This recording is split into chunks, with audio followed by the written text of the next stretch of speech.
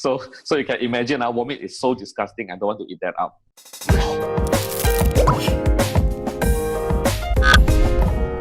Hello everybody, welcome to our series of Taking Charge of Your Career. I'm Benjamin, the Managing Director of Benjamin Generation Private Limited.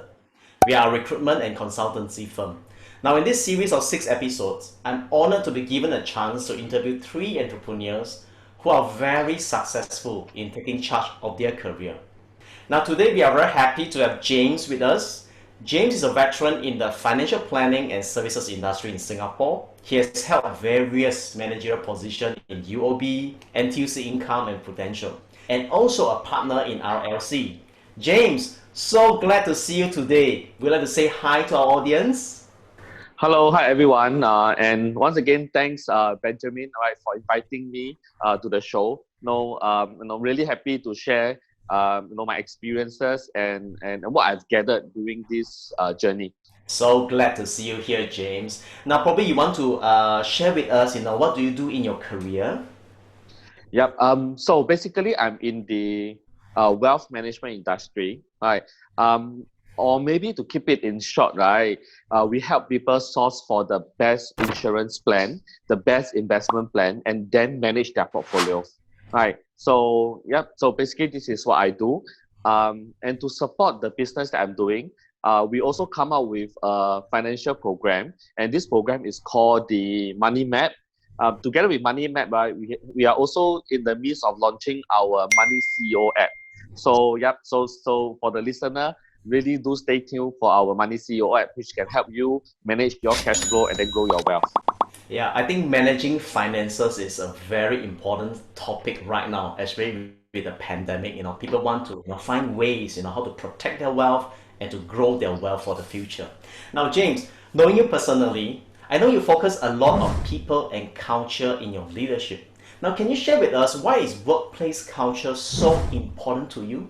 I think one of the key reasons why culture is important to me, right, is that just like any other company, just like any other ideas can be duplicated. Strategy, plans can also be duplicated.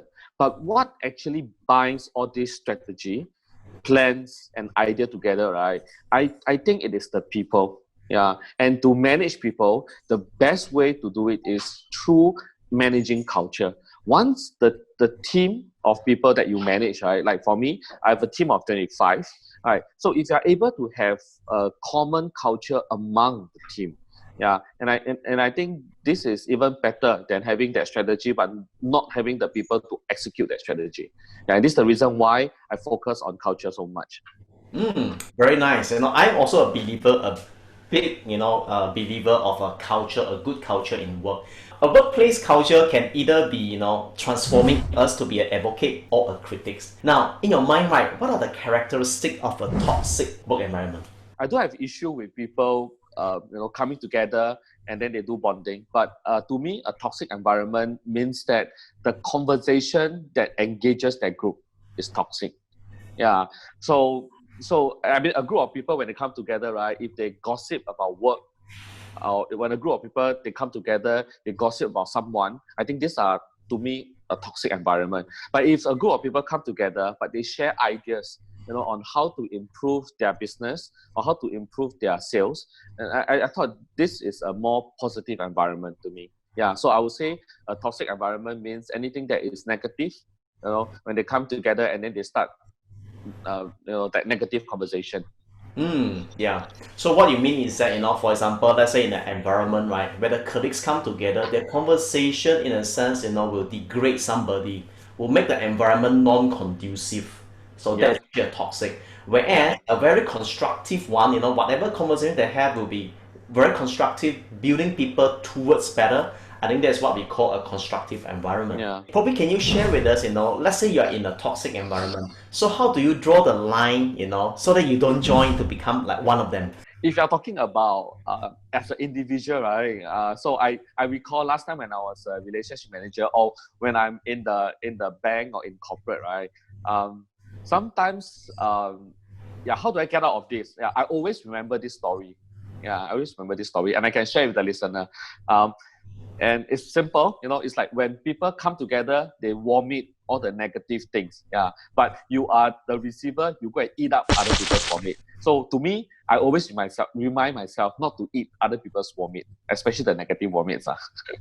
So you can imagine vomit is so disgusting. I don't want to eat that up. Yeah. So I will either move away or I will just listen, but it never really registered into me. Yeah. That is a very pictorial but very effective, illustration of what is a toxic. I think you said it right. Yes, don't eat other people's vomit. All right. Yeah. Now, James, I have one last question for you, James. Yeah. Now say if there's let's say one of our viewer, he's in a very toxic environment right now. So what is one advice you can give to this viewer? To be able to recycle, to be able to filter toxic emotions, toxic comment, right? It is not easy. It's not easy. I think you slowly need to build it up. Okay. One simple way to build it up, okay, I can share with the listener, how I do it initially. Every day when we wake up, right? The first thing we do when we wake up is usually what? We press the snooze button. I don't know why everybody does that, okay? But I suppose, every day when you wake up, you always press the snooze button, yeah. But for me, right, every day when the alarms rings, okay, I will wake up immediately. Okay? I always tell myself, I always train my mind and I always tell myself, today, my first battle in my whole day is to fight with the Z monster. The Z monster. Yeah. So I feel great if today I wake up immediately when the alarm clock rings. Okay, I feel that I win the Z monster.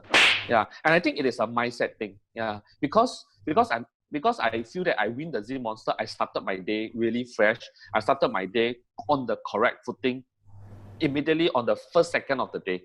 Yeah. So I think as you practice your mind, at least as long as you practice your mind, right, one day you will hit the stage where that when people tell you about negative things, you are able to filter it because it all goes back to your mindset. Your mindset, yeah. So I think I'm stronger because my mindset is stronger. I'm able to filter off all these negative comments. Am I affected at times? Yes, I do. Yes, I do. And how do I release it? For me is I through sports, okay, and I through my religious self group, that I attend on a weekly basis. Yeah, and this is one way of releasing all the negative comment. If I can't do it myself. Very good, James. I think you have touched a few very practical points. The number one, definitely the core of it is actually the mindset, how you view the situation. That's very good. Now, number two, of course, as an individual, we are in a sense vulnerable. So it's always good to find support groups. It could be it in the sports or let's say be in good friends or even religion. So I think support groups are very good in a sense to help us, to always look at the positive thing. Yes. Now, James, James, thank you so much for sharing. I think we have all learned so much from you. Now, for the audience who are watching this, I know some of you are trapped in the midst of a toxic environment. Now, I hope that this session has helped you in finding some practical tips. And for the candidates who are thinking of joining James, we have just presented the culture of his organization to you. So please feel free to reach out to either James or myself if you would like to explore further. James, thank you so much for the session today. Thanks, Benjamin, for the invitation. Yes. Yes, no problem. I wish that you be in good health and be prosperous even as your soul prospers.